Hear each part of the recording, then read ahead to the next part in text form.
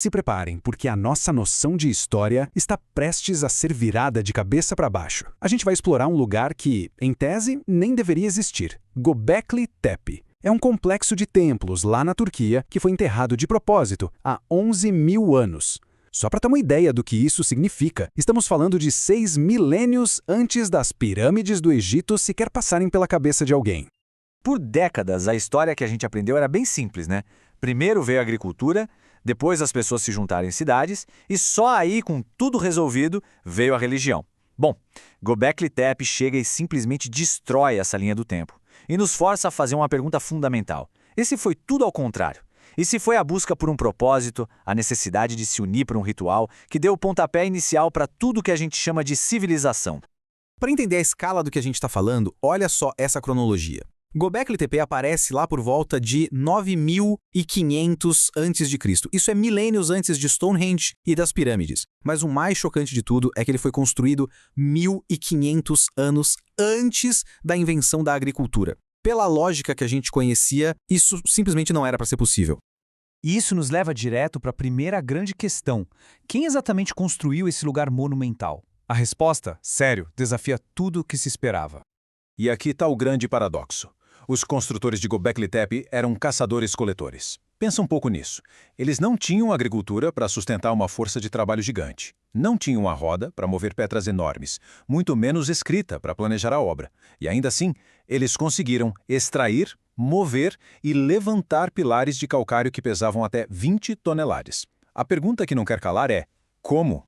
Para a gente começar a responder essa pergunta, a gente precisa olhar mais de perto o que eles de fato construíram, porque a estrutura do lugar é tão misteriosa quanto a origem dele.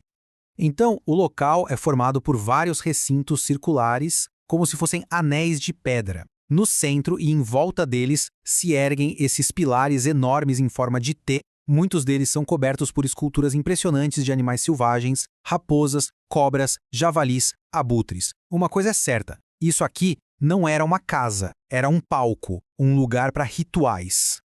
E olha, o que já foi escavado até agora é só a pontinha do iceberg. Pesquisas geofísicas mostram que existem pelo menos mais 15 recintos monumentais e centenas de pilares ainda enterrados debaixo dessa colina. A escala do que eles construíram é simplesmente impressionante. Mas esses pilares em forma de T não são só estruturas, não. Eles são seres. Se a gente olhar de perto, dá para ver. Eles têm braços esculpidos, mãos que se encontram na frente e até cintos. São figuras humanas, só que estilizadas. Será que representavam ancestrais poderosos ou seres sobrenaturais? Quem sabe, os primeiros deuses da humanidade. Por muito tempo, a ideia era que esses recintos foram sendo construídos um depois do outro, ao longo de séculos. Só que uma análise arquitetônica mais recente revelou algo muito mais surpreendente: um plano mestre. É isso mesmo. A disposição dos recintos não é nada aleatória. Os pesquisadores descobriram uma ordem escondida, uma geometria super precisa que conecta as estruturas principais. Elas não foram construídas ao acaso, mas sim como partes de um único e grandioso projeto. Os pontos centrais dos 3 recintos mais antigos, o B, o C e o D, formam um triângulo equilátero quase perfeito. A precisão é impressionante. Isso quer dizer que quem projetou esse lugar já tinha uma compreensão sofisticada de geometria e planejou o complexo inteiro desde o início, milhares de anos antes dos gregos sequer sonharem com isso. E o mais incrível é que eles não precisavam de tecnologia avançada para fazer isso. Essa proeza de engenharia podia ter sido feita com ferramentas simples, basicamente esticando cordas de mesmo comprimento a partir de 2 pontos fixos, onde as cordas se encontram, ali está o terceiro ponto do triângulo. É a genialidade na prática, há 11.500 anos. Ok, então eles tinham um plano mestre e a capacidade de executar. Mas por quê? O que motivou essa galera antiga a dedicar tanto esforço nesse projeto? Basicamente, existem 2 teorias principais que tentam explicar isso. Uma das teorias olha para cima, para os céus, sugerindo que o templo funcionava como um observatório. A outra olha para baixo, para o chão, e propõe que ele era uma arena para a criação de uma nova estrutura social. A teoria celestial foca em um evento espetacular. Por volta de 9.300 a.C., por causa de um lento balanço no eixo da Terra, um fenômeno chamado precessão, a estrela mais brilhante do céu, Sirius, apareceu no horizonte pela primeira vez em milênios. Para eles, foi literalmente o nascimento de uma nova estrela no céu. Então, a teoria sugere que os diferentes recintos foram construídos ao longo de 800 anos para seguir o movimento lento de Sírius no horizonte. O recinto D se alinha com o nascer da estrela por volta de 9100 a.C., enquanto os outros recintos parecem rastrear a posição dela ao longo dos séculos. Um observatório celestial que durou gerações. A outra teoria, no entanto, foca na geometria aqui na Terra. O mesmo triângulo que conecta os recintos também acaba criando uma hierarquia. Existe um eixo de simetria bem claro que passa bem no meio do recinto D, destacando ele como o ponto central de todo o complexo.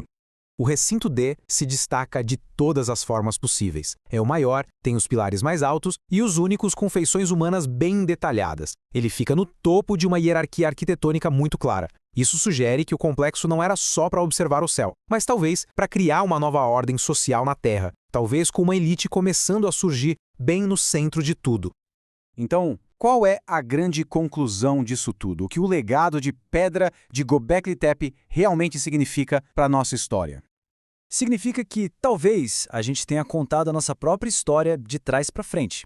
A narrativa antiga era: a agricultura gerou cidades, que por sua vez geraram a religião.